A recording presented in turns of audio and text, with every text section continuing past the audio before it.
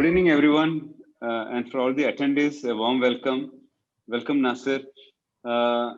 It's a great pleasure to invite each one of you on behalf of Regal Unlimited, the firm I represent, and also the cohort of coaches who are part of our family, the extended family. Today we have Professor Paddy Padmanabhan. He's a Unilever chaired professor of marketing at INSEAD. He's also the academic director of Emerging Market Institute. So prior to INSEAD, he was on the faculty of Stanford and Washington universities. Stanford and Washington. He was also visiting faculty at Wharton and Kellogg. His research was one of the 10 most influential papers in management science for the first 50 years, that is 1954 to 2004 publication. He has consulted, served as an expert, perhaps coach come mentor as we know it, and created executive education programs for the best of global brands and also startups. Now, where we come in, some of us here, we have got connected with Paddy as we are part of the executive education programs known as ELEPSI. Paddy has been the backbone. He is kind of the karta of that family, runs that program with a lot of firmness, assertiveness, phenomenal leadership. And all of us here, especially on the panelists, some of us have interacted with Paddy, you know what I mean. So we have learned so much interacting with him, observing him. It's sometimes he's like Acharya for Arjuna, for some, in other cases it's Acharya for Eklavya. And that applies to me more as an Eklavya. It's been a great inspiration to connect and interact with Paddy. So he's a very special guest for us for this evening. So what we are going to discuss today is the Phoenix method based on extensive research on the book that he has co-authored with two other INSEAD professors, Ian and Samir, and Professor Ramcharan. Yeah, he's going to introduce some research to us. He's a professor of marketing. He wants it to be interactive. That's why I requested some of you to be on the panel. After the panel cover their questions, we'll throw open for the other members of the group. The Phoenix method is a radical and a new leadership strategy that would transform business as we know. So those of us who have grown on Good to Great of Phil Collins, here is a new trend. Over to you, Paddy. Thanks once again for coming on board for this webinar. Over to you. Thank you. All right. Thank you so much, Subhash. And thank you so much to all of you who've made the time this evening to be here. What I have to point out is one of the privileges and pleasures of being an academic is I've gotten to know many of you, some of you who are in the panelists, as participants in my classroom. And the beauty of academia is it then morphs into deep friendships. And what many of the participants don't realize is over that lifetime, I actually learn a lot more from them than they do from me. So that's the only reason that I sort of always cherish interacting with my past participants because they don't realize it, but I keep learning from them. It's secondhand, okay? So what I will do is take 10 minutes to just briefly give you a heads up on some of the things that I've been working on. And one of the things that I've been working on is this book. And the book is called the Phoenix Encounter Method. And it actually has come out of a 4-day-long module that we do in one of the most senior executive agri programs at INSEAD, which is called the Advanced Management Program. Yeah. The participants in this program typically are CEOs, CXOs, level -1, who've actually been very, very successful running their businesses. And they come in and they all think they're God's gift to mankind because they've been running businesses that have been very successful. But at the back of their mind, what they're also reading is everything that you and I read about, digital technology, social platform, AI, ML. And many of these CEOs say, look, I see all of these things. I read about all these things. I have no clue what do I make of all of these things. How is it going to come back to bite me? How do I think this through? Okay, so that's where we basically said, look, we need to create something that will get these people to internalize that many of these things are not imaginary and they are not fiction either. And but many of these trends that you're talking about can come back to bite you and kill your business even before you know it. And we started working on this before COVID, by the way. And what COVID did was actually just accentuate the momentum of disruption. So what we did was we actually created a module where we take these people through it. And one of the things we do is to say, look, we're going to throw the fire hose with you in terms of everything that's happening with digital, social, platform, ecosystems, AI, ML, blockchain, you name it, and give examples of how these have been disrupting industries left, right, and center across the world.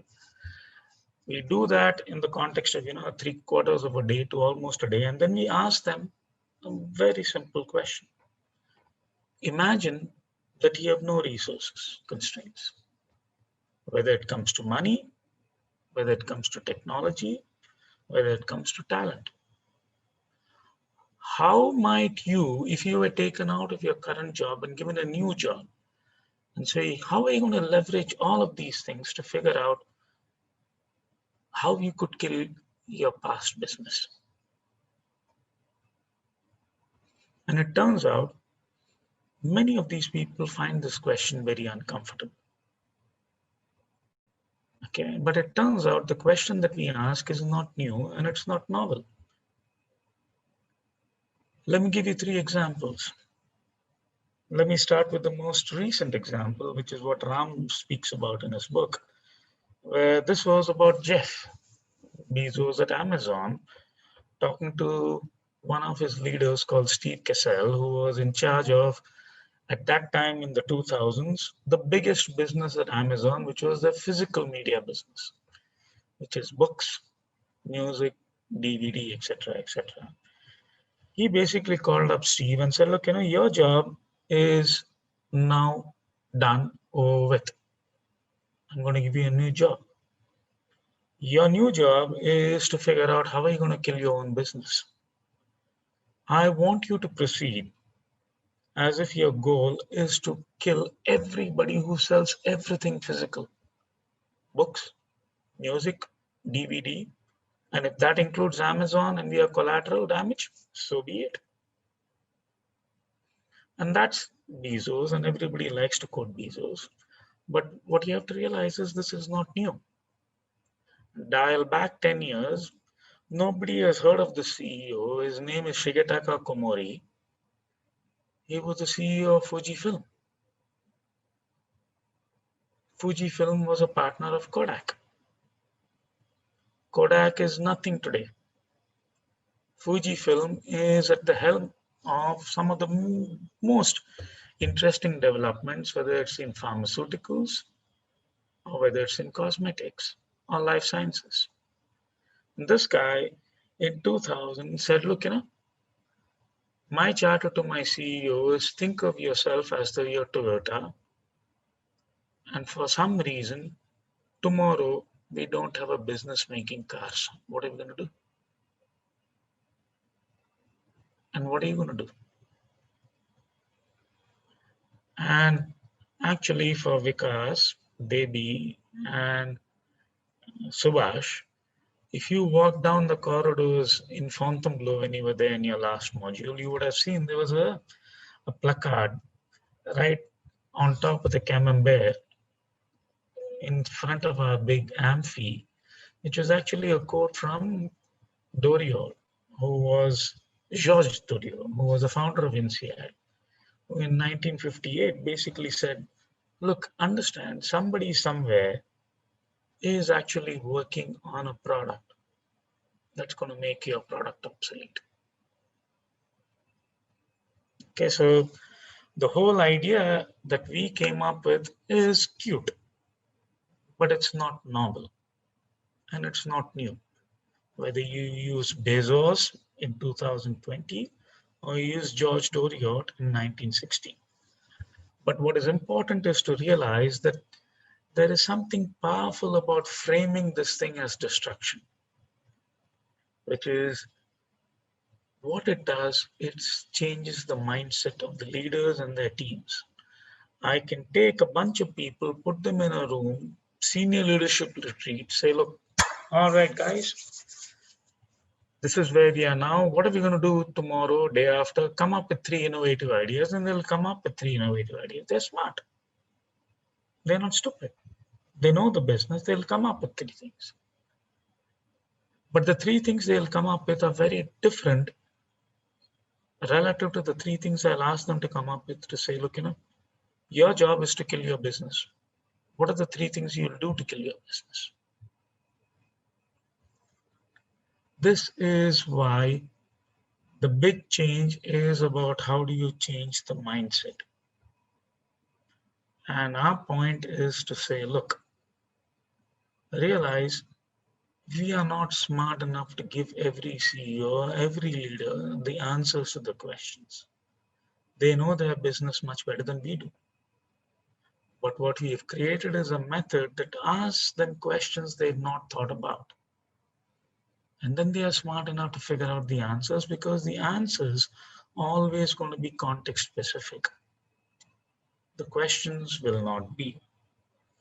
And when I sort of translate that to sort of where you are as leaders and as people who are coaching, what is actually fascinating is the following, okay, which is, and I've done this.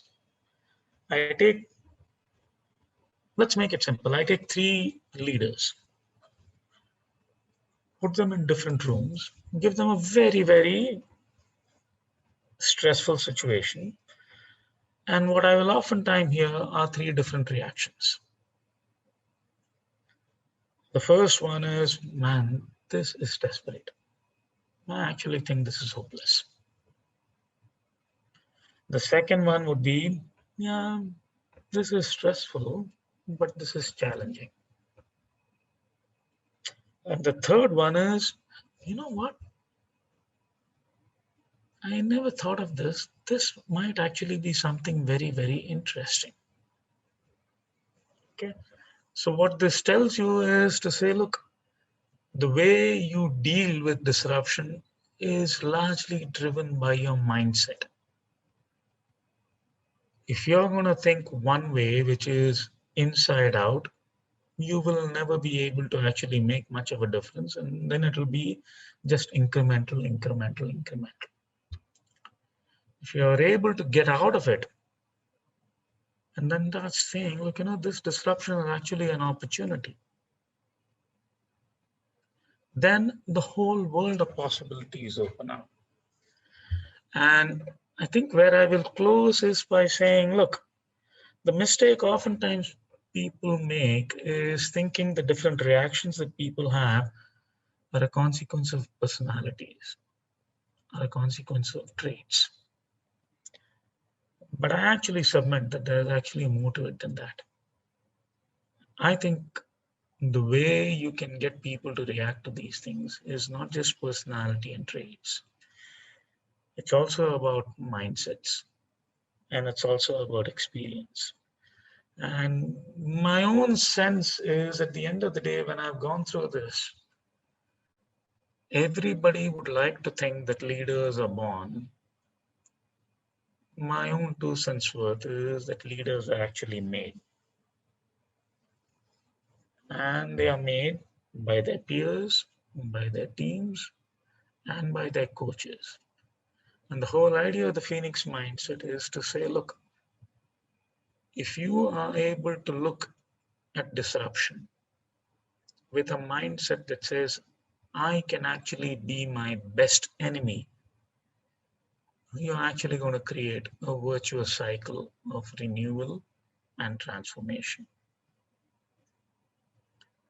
If on the other hand, you're going to be defensive and just keep thinking inside, you will actually become your worst enemy. And that will lead you into a spiral of, and I'll stop there. Okay. Subhash, over to you and to the panelists, questions, comments, suggestions. So Minish, I can see you raised your hand. You can put it in the chat. So Paddy, there's one question from Niranjan. What is the idea behind Phoenix mindset? How is it different from normal mindset of a human being? Okay, it's a very good question. We've been doing this Phoenix encounter now for over 3 years, and so we've had, God knows, a few thousand people across our classrooms. And we've tried to do a bunch of exercises where we segment people on backgrounds. And what we realize is when you look at CEOs and leaders, we've actually been able to segment them into 4 or 5 different buckets. Okay. There are a couple of buckets which are actually quite toxic. These are the guys who think they know it all. These are the guys who think their business is very, very good. Nothing can go wrong. There are also a couple of other segments who are either complacent or who actually are completely overwhelmed. So those are the 4 segments of leaders who basically, in the face of disruption, essentially are the literal equivalent of a deer caught in the headlights. Okay, and what they need is help from their coaches and from their teams to say, look, realize you have your blinkers. And how can you let these blinkers go? And in terms of how you get them to be different is to actually make them understand that there's a world beyond their blinkers. So in the book, we say, look, one of the things that people need to do to change their mindset is to scan, to look at the world of possibilities, to realize, you may think your competitors are in your own industry. But in today's world, the boundaries of industries are completely amorphous. And the old mindset of saying, if I am Hindustan Leland and I look only at Tata Motors or others, doesn't make sense. If I am a bank and I only look at the other banks, it doesn't make sense. Because there's nothing that stops. I'm just making things up. Nothing that stops Jio from getting a license for banking. Okay. There is nothing that stops Amazon from saying, I'll sell you a car by the hour, or a tractor by the hour, or a combine by the hour, or a lorry by the hour. My point here is to say, look, in today's world, with the evolution of technology, with the evolution of a whole bunch of other things, the boundaries of a firm, as well as the boundaries of the industries, are just melting. So if you thought your own set of competitors were the ones that you were used to, that's a very, very dangerous mindset. And so the first thing is to figure out, how do you get out of that mindset? And how do you start looking out? Because if you have to figure out a way to be successful tomorrow, the way you start with is asking yourself, how do I create a much wider set of options that encapsulate all the possibilities beyond just what I would think about?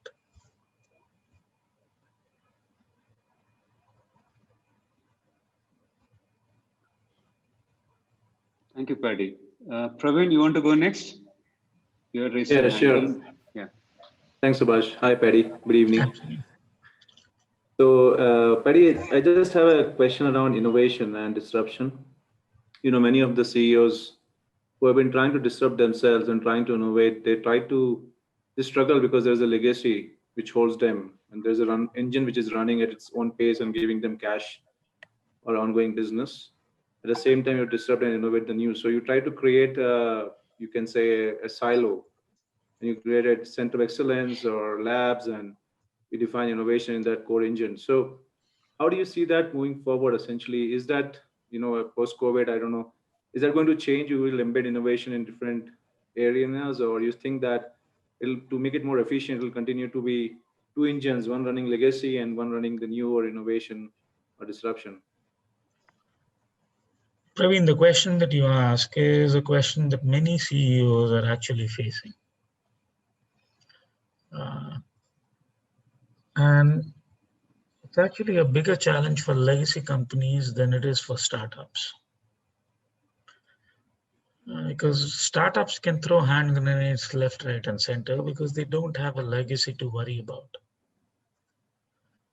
If I am a CEO of an existing company, I'm throwing grenades, I worry about collateral damage to what already I have, which is what you're getting at. Okay. But that said, what you also need to realize is the remit of a CEO in today's world is actually slightly different than the remit of a CEO in yesterday's world. And the remit of a CEO in today's world is to figure out how do I balance both of these two things, which is I cannot afford to completely jettison what I have now, because whatever I have now actually works. The point you make, Praveen, is very important, okay? Which is we talk about disruption, but if you think about disruption, it doesn't happen overnight.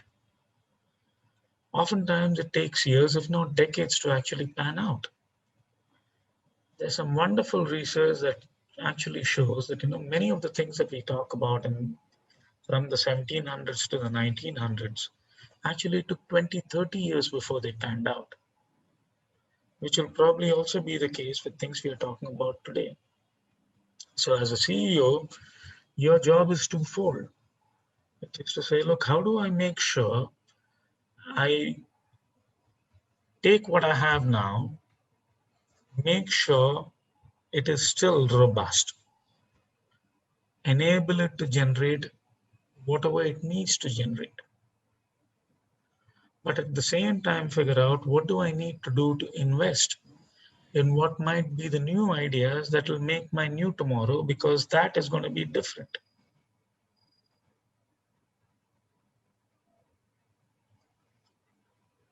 Okay, and probably, I think many of you would have heard of this company, which we talk about in the book. It's called DBS. Okay, and Piyush is a very good friend of mine, and what Piyush has done is exactly the same. And what Piyush is a front runner, because in 2012, 2013, he realized my competitors that I need to worry about is not Citi, it's not JP Morgan, it's Alibaba. In 2013, 2014, Jamie Dimon probably didn't even know who Alibaba was. Okay. And what he did was figure out how to reinvent DBS more than anyone else, which is, I suspect, the reason why 2018, 2019, 2020, DBS is amongst the best recognized banks in terms of being forward-looking. And there's another sort of interesting postscript that comes from that, which is because they've been forward-looking. When Alibaba and Tencent applied for a license in Singapore and the rest of Asia, DBS was prepared, and what they realized is they are actually in trouble because DBS today is much more formidable as a competitor in the digital world. Forget the legacy world. Okay, so they were actually a good example of somebody who sort of says, look, if I can think outside, and I remember Piyush telling me, look, I'm a little bit like Mike Tyson in the sense that when I look at all of these guys, I know I'm going to get a punch on my face.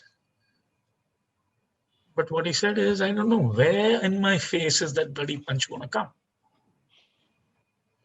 And how do I sort of figure out, how do I get ready? Okay, so we can talk about DBS. I mean, the funny example that I have of Phoenix-like renewal, which is controversial, I suspect, is IPL.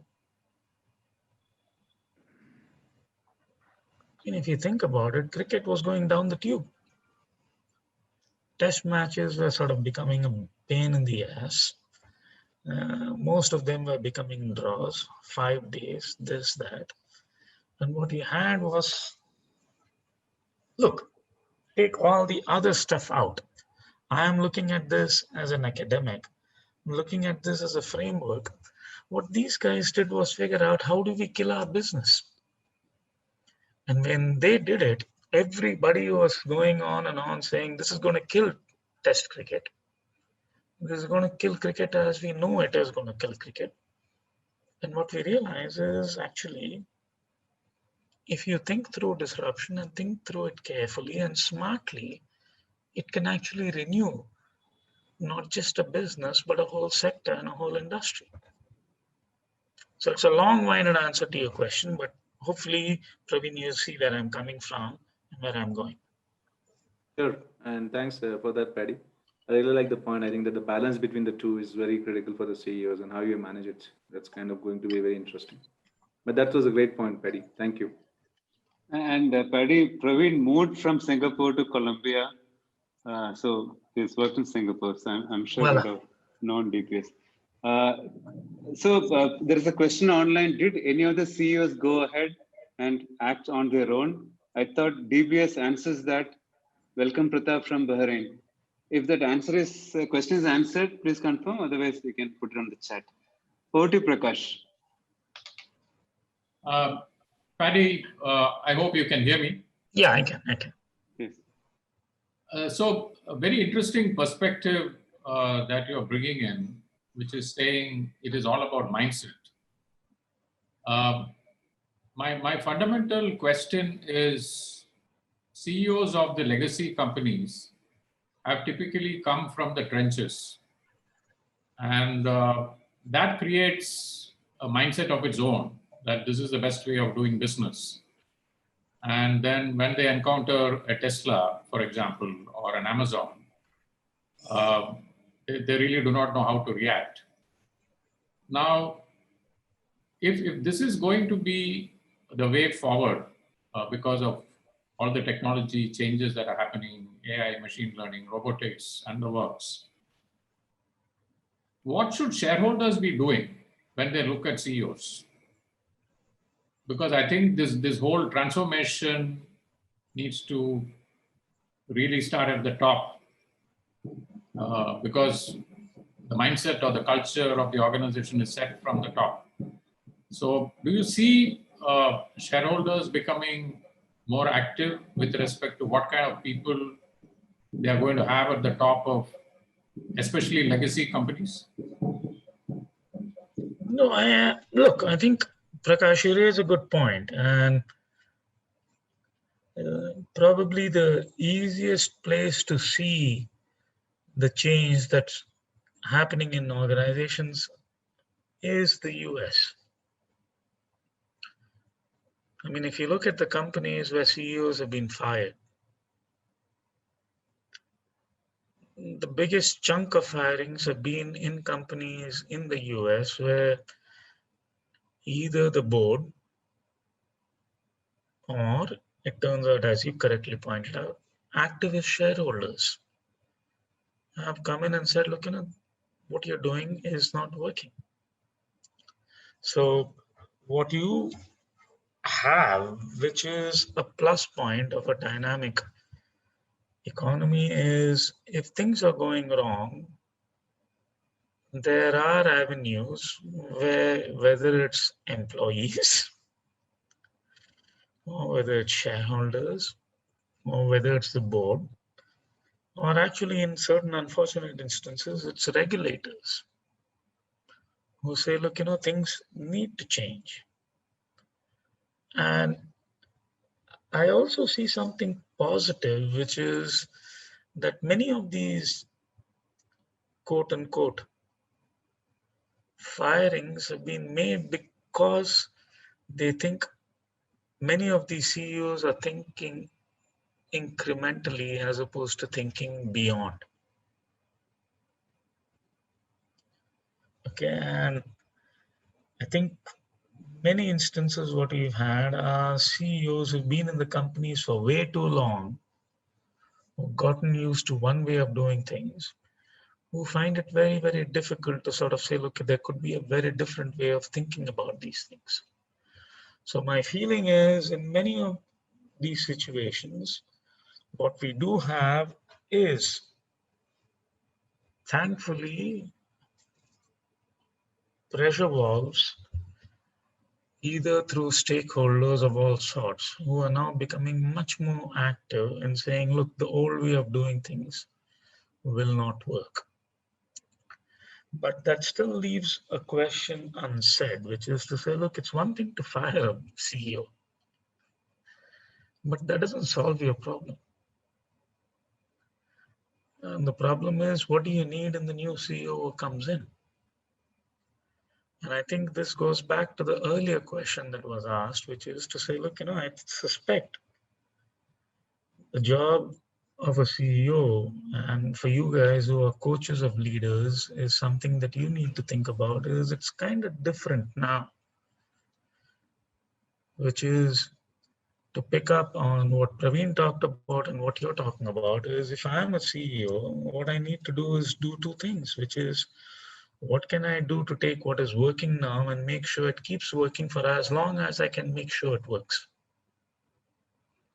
And for that, I need one type of talent.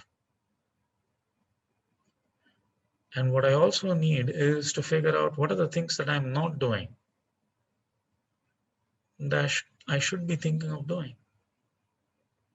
And that requires a very different type of talent. Okay.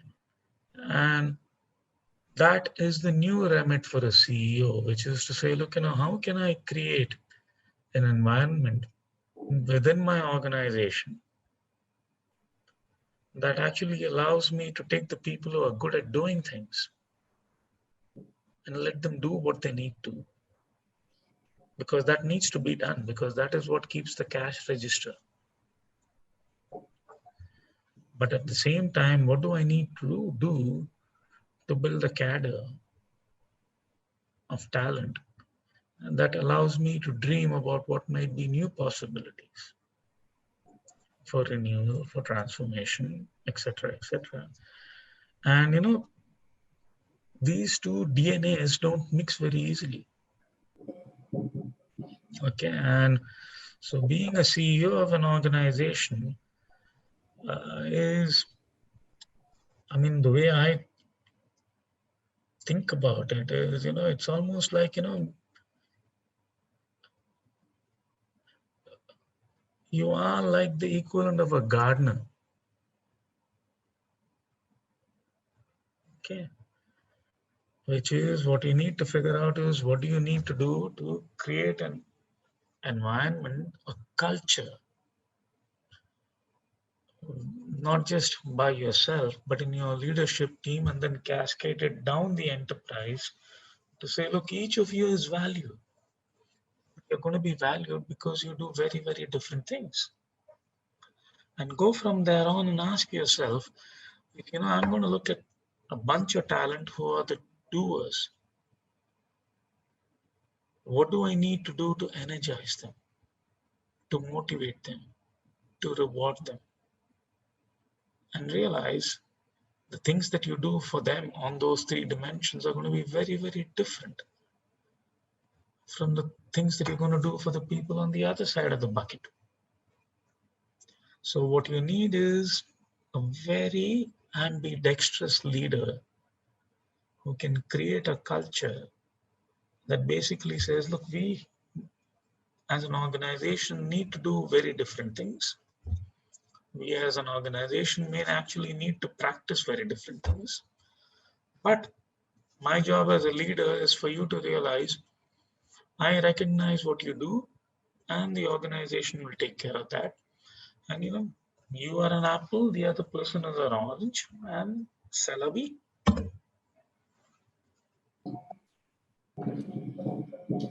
Yeah, one follow-up on that. Do you think there could be an era where you have co-CEOs, the legacy CEO kind of gradually fading away to a new CEO who comes in maybe with a technology bias or a outside industry bias, and they make the best of both worlds? I'm sure there are enough research which also suggests that co-CEOs really do not work. So Prakash, you're taking me to a domain where I know very little. So I will not even respond to that question other than saying, look, I've actually worked with a company where they had this issue, and the lady was the incoming designate CEO. Okay, and she went through the Phoenix encounter because this was supposed to be part of a preparation for the job. And after she did the encounter, she figured out there needed to be a bunch of things that they needed to do. And for her to then take that and go forward, what she realized was, I need to do the encounter now with my exco and my board. And the thing she did was basically get the exco and the board to agree the past CEO would not be part of that conversation. Okay. So in that sense, you're getting to something which is true, which is, we are people who have inertia. We think we know what we do, and we think we know we are good at something. But some of these things may require fresh blood and fresh thinking. And sometimes it's good to just surgically separate these things. Thank you. Thank you. There's a question on the chat, and also, there's Anirudh from Bangalore asking, why do we resist change? And there is a similar question from Rupesh, who's joining us from Dallas, saying that what we should do to develop the mindset, the Phoenix mindset. So look, we are all creatures of inertia. Okay, it's very easy to say change, change, change. But even if you look at yourself, we are not open to change. And what we try to do in the book is to say, look, you can change, but it requires practice. And from a leadership position, what we do is to say, look, there are a bunch of things that you need to do. And so in the book, as well as a bunch of things that we will put on the book website, it is about habits and tools that you need to do to get yourself to open up to the fact that there are possibilities beyond what you can think about.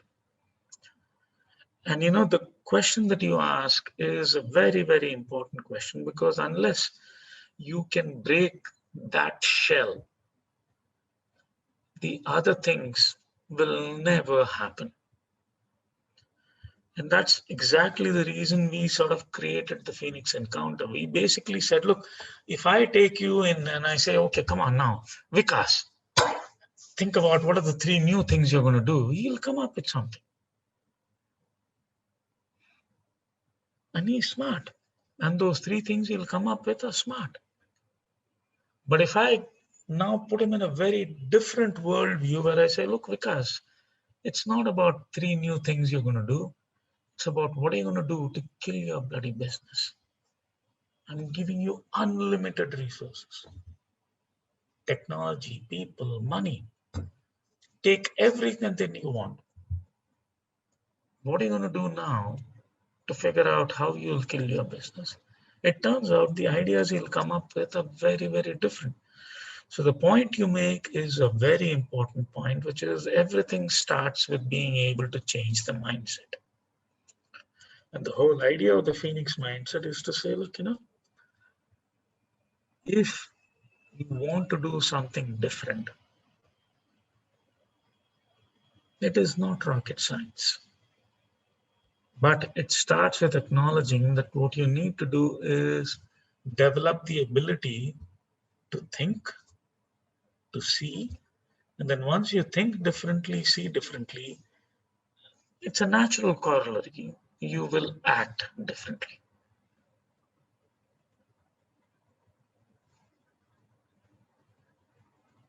Yeah.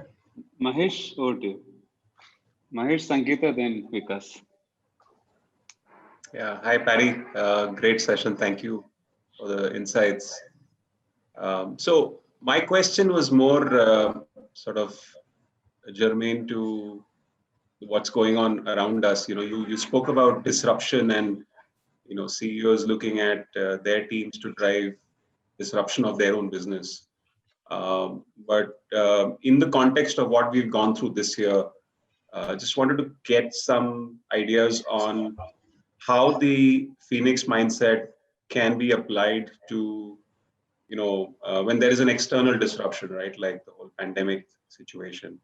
What is it that a CEO can do using the Phoenix mindset, to basically bring that business back?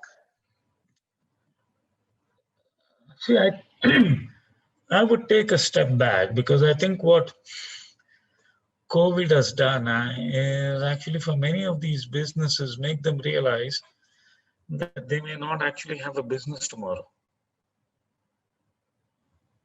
Okay, so it is not about are we going to get back to where we were before.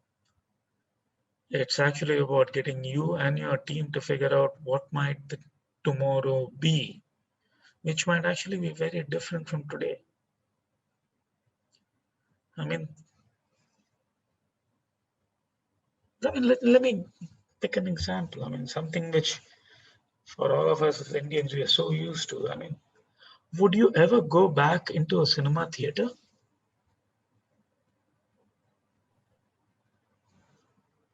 I don't know. Personally, I would, but Yeah, but you may. Would your family come along? Or would your friends come along? So my point here is to say, look, what I would like to do is start by asking people to imagine the business that you had yesterday, is it even going to be relevant tomorrow? How has the mindsets of everybody in your ecosystem, whether it be your customer, whether it be an investor, whether it be your business partner, whether it be a supplier, how have they all changed? And what does that mean for tomorrow? Now, realize that what it could mean is either you're up the creek and you have no future, which I suspect is being very abstruse, or it could actually create new opportunities for imagining a very, very different set of possibilities for the business.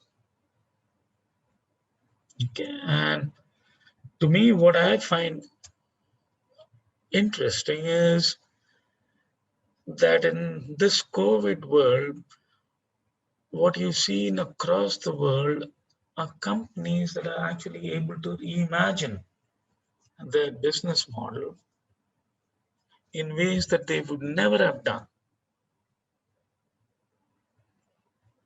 And they may have done it in 2 years or 5 years, but COVID has actually made them think about doing that in 2 months or 6 months. Okay, so to me, that is what I find fascinating. Okay, I think I will not talk about a couple of these companies that I'm working with because I've sort of signed NDAs with them. But let me give you a simple story which you might find amusing. This was a company that I worked with. And this is, for those of you who've been through ILPSI, this is the biggest wholesale market in France. Think about Baikla in Bombay. This is Baikla multiplied by God knows what, and it's outside the Orly airport in Paris. It is the biggest, one of the biggest wholesale markets. It's completely B2B. And you know, I love food. Subhash and Vikas and Raji and Debi know this. So for me, whenever I go to France, I would go to Runjis because it's like going to Tirupati. It's like a pilgrimage, okay? The kind of thing you see there is mind-boggling. Fresh vegetables, fruits, produce, cheese, etc. Complete B2B market. Come COVID, come lockdown, the whole economy goes bust. The whole business was supplying restaurants, supplying wholesale, everything goes bust. In a matter of weeks, they come up with a new business model where now you have Runjis doing B2C, but not B2C where they basically go into supermarkets, but a modified form of B2C where they basically say, look, if you're in Fontainebleau, here are the few places where we'll get our trucks or our vans to deliver, but you can still pick the best of produce, fruits, vegetables, cheese, wine, meats, seafood, etc., delivered to your village. So my point here is what you need is the ability to think outside. And what COVID has done is given you literally the matchbox. And what I see is many of companies actually realizing what they needed was that kick in the pants. And once they've gotten that, they have enough talent inside to figure out what they need to do.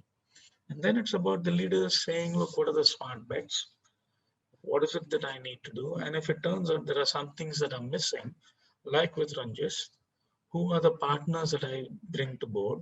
And then how do I take it forward and run with it?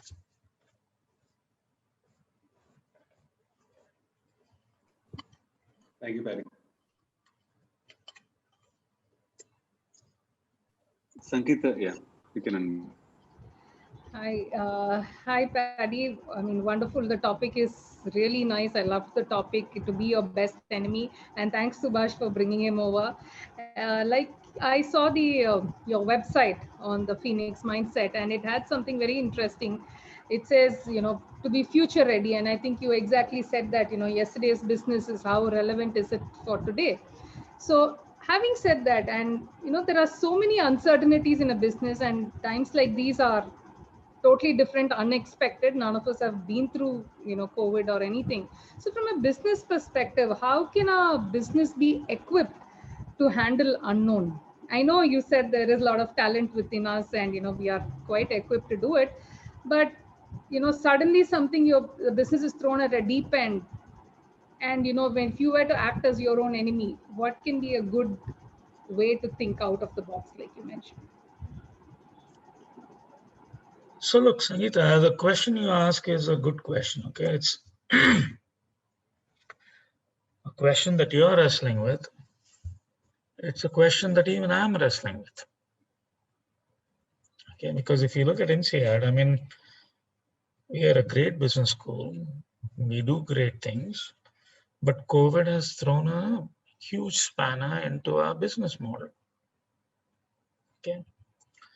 But I think what it has also done is get us to think about things that we may have thought of doing, but we kept. All right, we'll get to it. Things are going fine. Okay, and what we've realized is in the past 6 months, as a faculty and as a school, we've come up with more new ideas for doing things because of COVID that we probably wouldn't have done otherwise. So to me, the way I look about it is the following, which is there is no dearth of ideas. What most organizations and leaders suffer through is a lack of urgency. Okay, and what COVID has done is basically put urgency on steroids.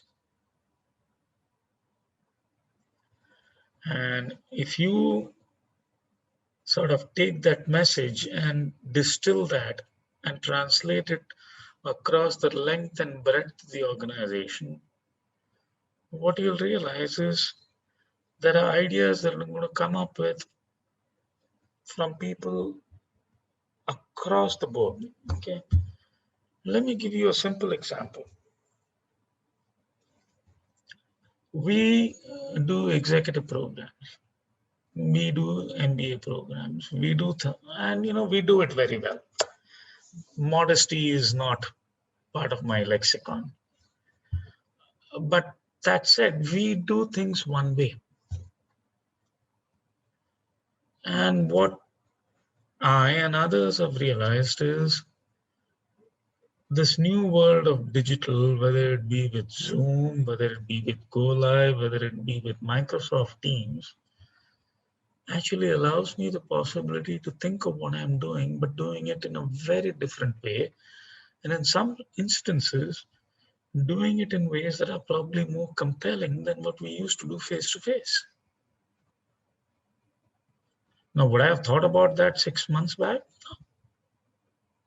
Would my colleagues have thought about 6 months back? No.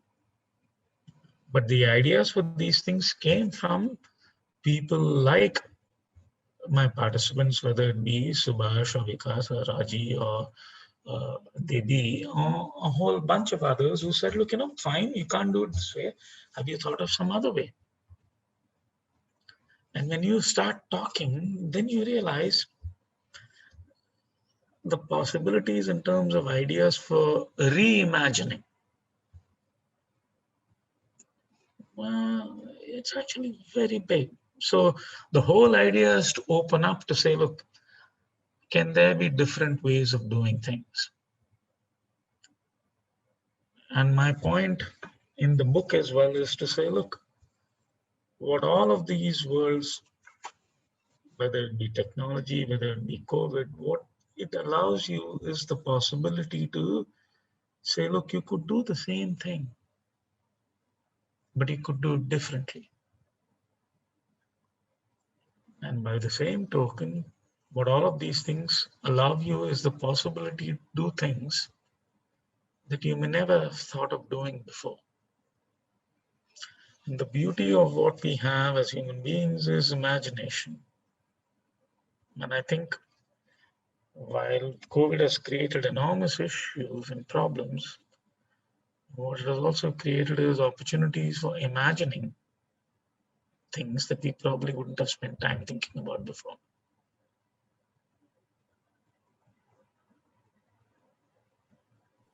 Thanks, Paddy. Swami, you want to go next? Then Vikas, yeah.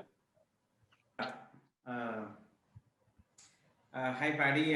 Thanks so much for this opportunity. It's been a very enriching session so far. I have a live situation which I thought I'd just put it across to you. I work with the CEO of a company which is neither a legacy company nor a new age company.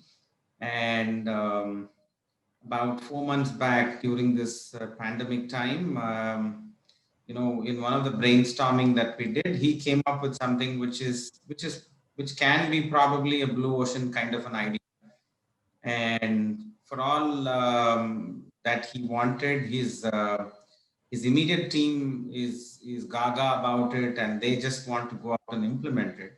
But one of the things that I heard you speaking here as well as in your writing is rallying around the board and getting the board and the execom to agree to it. And that is now the stumbling block that he's having. And they are not agreeing to go out and do what he's wanting. Both of us, him and I, are in a fix. So just thought, I'll put it across to you and check, what do you think in a situation like this? Should he go out and do it? And you have any live example of something like that? Oh, I do. In fact, so one of the participants we had in the encounter had something similar happen. Okay, and what you then need to do is something that came up earlier, which is to say, look, it may be the case that the board thinks this is immature. They may even think it's stupid. Okay, but that's a hypothesis. It's not a fact. So if the team thinks this is something that's real, ask them to put some skin in the game, and then obviously ask them to see what the company can give in terms of skin in the game, and say, look, here's what we will do in terms of KPIs 3 months, 6 months, 9 months down the road. Here's what we need. And if we do this 3 months later, here's the goalpost. If we deliver, you then come up with the next set. 6 months later, if we deliver, we come up with the next. 9 months later, if we deliver, you come. So that is the right way to go about doing it. Because look, at this stage, right now, what you have is a battle saying, my gut tells me A, your gut tells B. And that game you can't. So somewhere down the line, you say, look, move on. All right. If this is a shot we're taking, we'll take a shot, but it's not going to be a shot in the blind. What are going to be the KPIs that we'll use to think about this 3, 6, 9 months? And believe me, when you do that, it holds both stakeholders to the fire.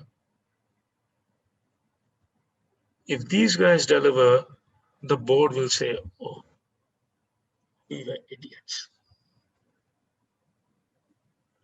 If they don't deliver, they'll realize the board guys actually had some sense. And now what you've created is actually more convergence across the organization, as opposed to right now where everybody is saying you're full of it or you're full of it, and they're not talking to one another. Thanks.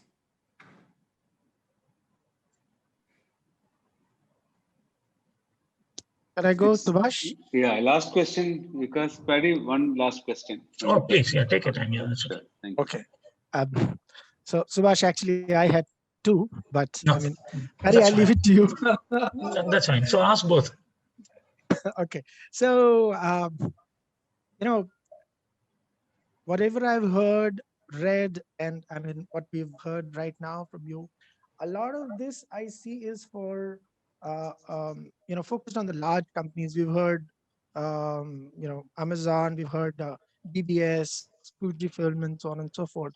What happens to a small startup? What happens to, is this equally relevant there? I run a very small business, which is just about less than 2 years old now. And, how can I, actually imbibe this and take my business forward? Okay. Of course, the resources are always unconstrained, and everything is dear. So that was that's one. Question 1. What is question 2? The question 2 was that, I mean, I can do this once. How often do I do this in my business? I mean, Okay. do we? So, look, let me go to question 1 first. Okay. over the course of the past couple of years, we've actually done this encounter stuff, not just with big companies, but actually even with startups. And what we found out is that the CEOs of startups oftentimes have the same blinkers of the CEOs of legacy companies, because they think they have the answer and they think there's one way to do what needs to be done. Okay, and oftentimes the danger of disruption to startups is actually much higher than the danger of disruptions to legacy companies. Because legacy companies still have a cash register. Startups don't. Okay, which is why my own feeling is startups probably need to think this through more than legacy companies need to. Okay, and so we've had examples of startups who've been on these things that we've done. So I think you're right, it's harder, but it is also the case that, you know, what I would do is every once in a while, maybe once, look, so for instance, the reason we wrote the book was the encounter methodology that we've done actually works, and it works very well. Can we do this in the advanced management program at NCR? And oftentimes the CEOs and the CXOs, after they go out of the program, they'll call up and say, look, we want you to do this for our board. We want you to do this for our exco. And frankly, it turns out we can do maybe about 6 or so a year, because getting our calendars to sort of work doesn't happen very easily. So then one of them said, look, you know, we love it, but can you create a collateral that allow us to run this by ourselves? So the idea of the book was to say, look, we'll put this all together. And once we put it all together, read it, and then you can then take it and run it by yourself. So the book is about taking you through the thinking, and the website is about putting all the collaterals that we can to help you do it. Whether you want to do it as a leader, whether you want to do it as a consultant, whether you want to do as a coach for people. And so all of that collateral, we'll put it up there. But our whole objective was to say, look, you know, don't think of the encounter methodology as a one shot. The power of it comes when you do it maybe once every year or once every 2 years, because the world is changing so fast. So what might disrupt you today could be very different from what you would come up with in terms of what might disrupt you tomorrow. But I think the message is the same, which is, you know, doesn't matter whether you're a startup or a legacy company. The threats of disruption to a startup are actually higher because the damage that it can do is much bigger.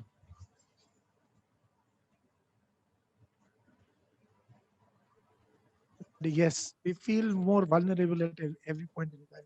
Yeah, exactly. But remember, there's a flip side to vulnerability. The moment your antennas go up, you actually start thinking better. So I always keep saying, look, everybody says stress is bad, but I think a certain amount of stress is actually good. Too much stress is bad, but no stress is also bad.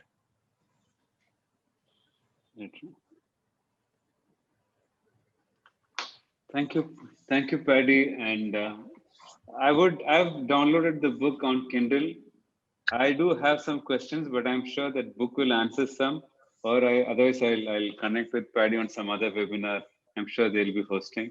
It's a great read. I've just started reading it. So I would invite you all to go and check out. And it also comes with newsletter and other resources. As Paddy said, it could be a collateral for us to kind of implement it in ourselves or within our company or with our clients for coaches and leaders here. Thank you once again. It was great connecting with you, Paddy. And God bless. Take care.